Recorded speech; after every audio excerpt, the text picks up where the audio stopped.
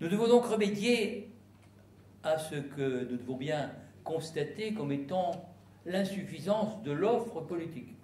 Vous me direz, mais il y a surabondance. Oui, sauf que ça ne marche pas. Hein. Et donc, c'est autre chose qu'il faut organiser. Ce n'est pas que je prétende que les hommes ou les femmes qui s'apprêtent à concourir soient médiocres. Nicolas Sarkozy a des défauts. Ben, il a aussi d'incontestables qualités, d'habileté, de pragmatisme. Ne lui enlevons pas ces qualités. Mais ça ne suffit pas.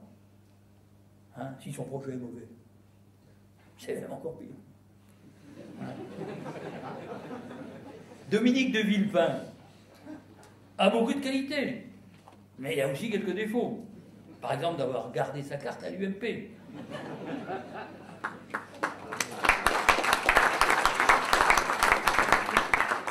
Pouvons-nous nous tourner avec confiance vers le Parti socialiste? Je le dis devant Christophe Bourgel, j'insiste sur ce mot, avec confiance. Martine Aubry est une femme énergique. Elle donne le sentiment de savoir où elle va. Mais si son projet rencontrait le nôtre, elle ne nous marcherait pas sur les pieds tous les jours. Je ne reviendrai pas sur les régionales. Jean-Luc en a parlé. Je ne dirai rien sur les élections européennes où les conversations engagées ont tourné court, du fait du Parti socialiste. Rien sur les municipales, où quand nous sommes en position forte, comme à Belfort, nous devons affronter une liste socialiste au premier tour. Encore avec 13%. Se désiste-t-elle au second tour pour la liste conduite par Étienne Bousbach, qu'il avait nettement devancé au premier tour avec 33,3%. Rien de tel au sénatorial, où le président du Conseil général socialiste se maintient contre moi au deuxième tour, bien que je l'ai dévancé au premier, contre toutes les règles. Alors que, je veux le dire, le Parti communiste s'est désisté en ma faveur. Tout ça ne m'a pas empêché d'être élu contre le candidat de l'UMP, ce qui est normal, contre celui du PS, ce qui ne l'est pas du tout. Ça ne m'empêche pas de garder avec Yves Ackermann d'excellentes relations sur le plan personnel. Hein. Nous avons tourné la page et nous travaillons au service du territoire de Belfort. Nous avons l'impression que le Parti socialiste nous tolère lorsque ça lui est utile ou qu'il y est contraint. Autrement, il nous écrase volontiers. Il ne reconnaît pas la légitimité du débat qui nous oppose à lui sur un sujet. C'est le fond du problème, ça. Il est incapable d'une autocritique sérieuse, sur Maastricht par exemple, ou sur 2002, où il transforme en bouc émissaire, commode, pour ne pas avoir à remettre en cause une ligne politique qui l'a conduit à la défaite. Il délaisse le social pour le sociétal, et au point où il est parvenu, il transformerait volontiers la gauche, c'est quelquefois l'impression que j'ai, en organisation qualitative.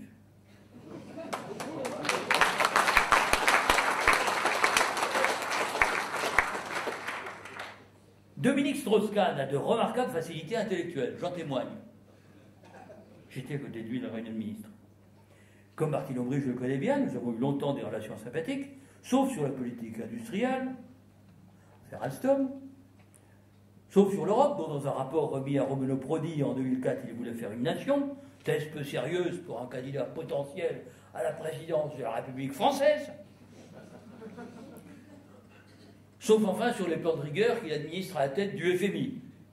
Mais il a bien voulu, puisqu'il y est. Il peut changer de position. Au sein du FMI, d'ailleurs, les États-Unis disposent d'une minorité de blocage. C'est un point qui est rarement observé. Était-il si prudent de les introduire dans la bergerie européenne, quand on sait que les États-Unis, avec 17% des voix, ont le droit de veto au capital, et que 40 parlementaires américains ont exigé qu'à chaque fois qu'un plan de sauvetage serait mis en œuvre, il y ait une décision du conseil d'administration du FMI. Vous mesurez ce que cela veut dire? Parce que les États-Unis ont aussi des intérêts. Et leurs intérêts ne coïncident pas forcément avec les nôtres. Ça peut arriver, mais ce n'est pas toujours le cas. Ségolène Royal est courageuse. Sa personnalité est charismatique. Elle n'a malheureusement pas respecté jusqu'au bout l'accord politique qui la liait à nous. Et nous avons la faiblesse, nous, de croire aux textes et aux engagements, etc. Nous sommes de grands naïfs. François Hollande est talentueux. C'est le meilleur orateur chez les socialistes. J'ajoute à titre personnel qu'il est très sympathique.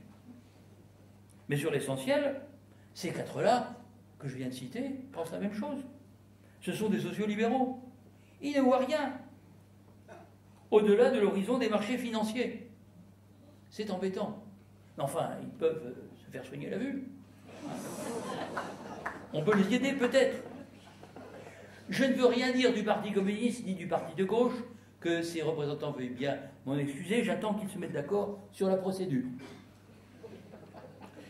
Nous avions un moment envisagé avec circonspection, mais esprit d'ouverture, des primaires de toute la gauche.